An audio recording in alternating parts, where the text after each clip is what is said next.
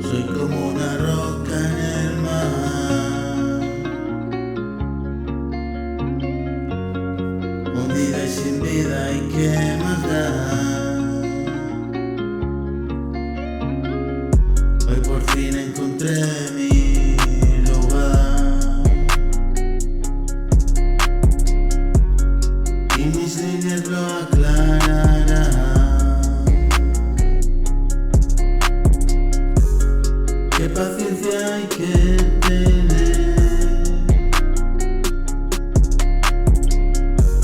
que he abandonado y ya lo demostré.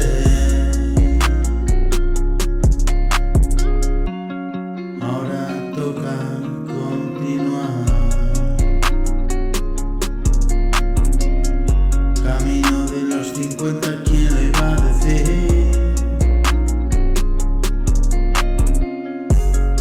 Nunca es fácil el camino, ni para ti ni para mí. Somos dos peregrinos, llegaremos por fin a ese lugar sagrado,